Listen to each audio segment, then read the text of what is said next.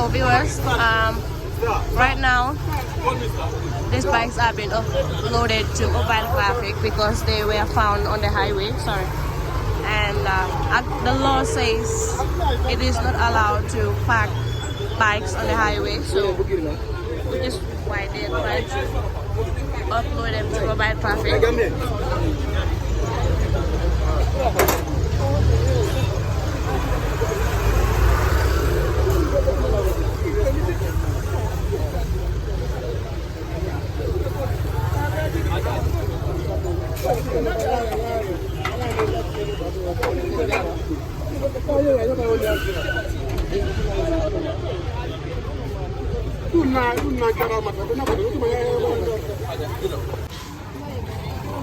Hello viewers and wonderful subscribers. We welcome you to your favorite TV, remembering Africa's greatest in short tracks.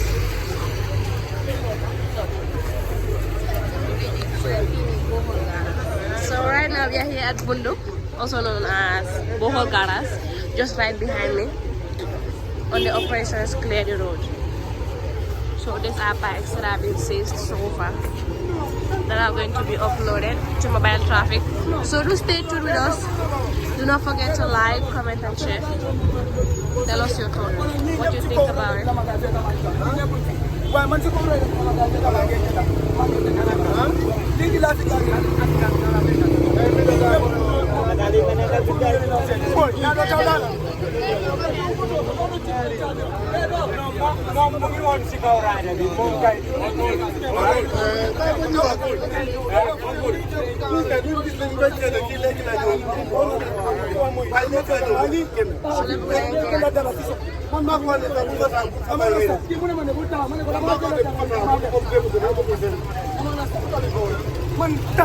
So guys, this is a guy that is complaining because he claimed to park to get something instead of being a taxi driver man, sort of.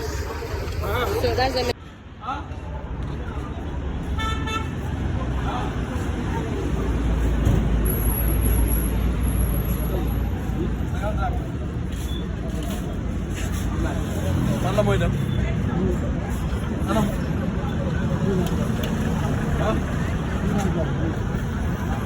moto bi fan la mooy dama la foo naa dem bu gàlle bi la ah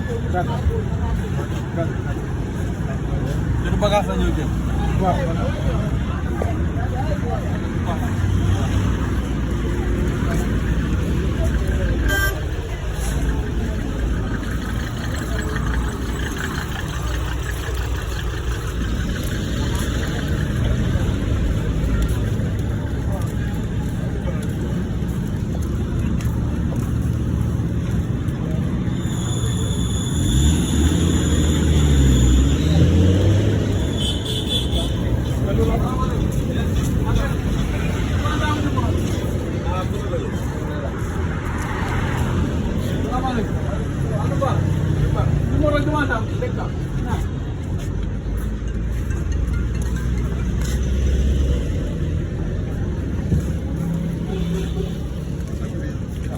jangan mana beli kau tahu orang ni apa ni apa ni sini food park atau apa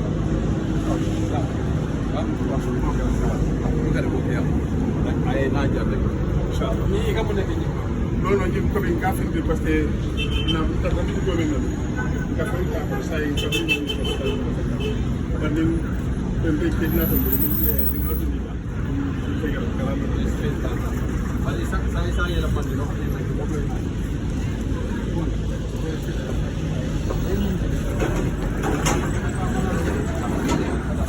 so that they avoid working on the motorway.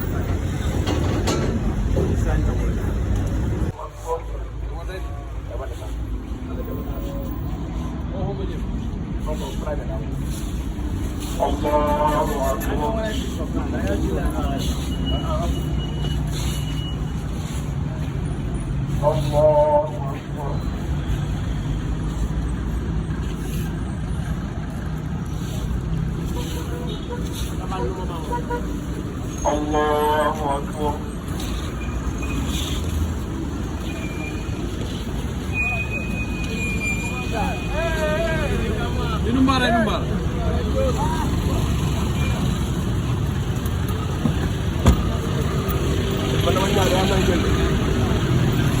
So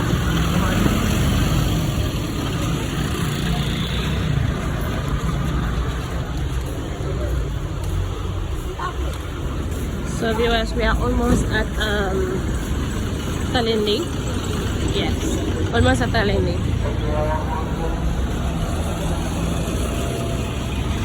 It's still on the operations clear the road. So just stay tuned with us.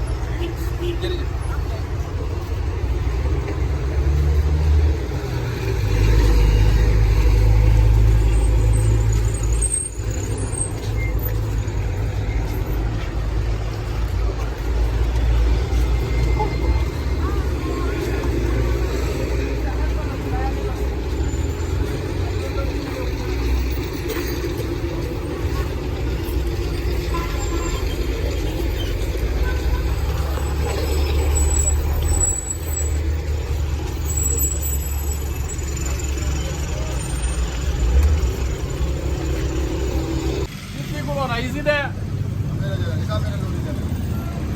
Aberangori.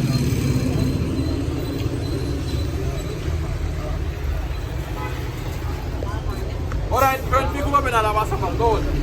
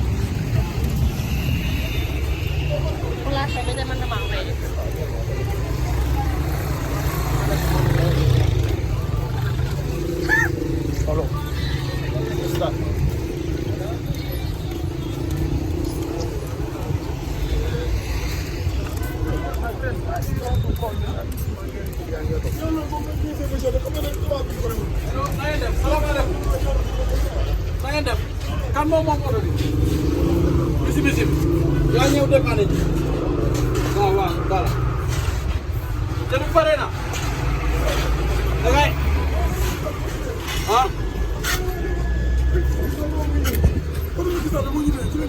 gisala boo ko téye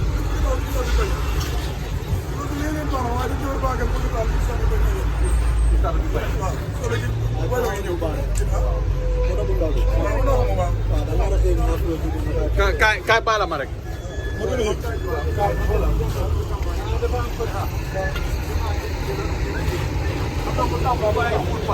garaaw moom paan jërëjëf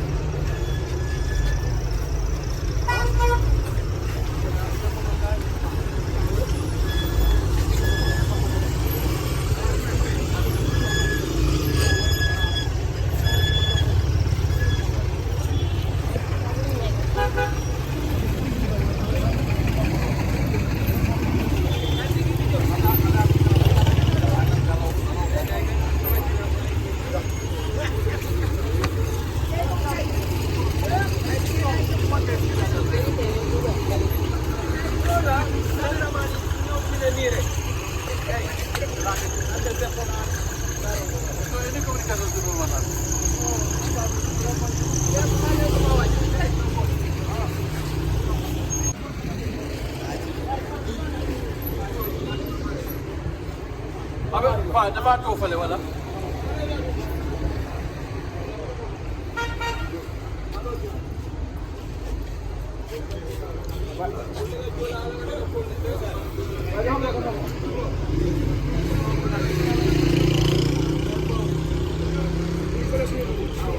dafa too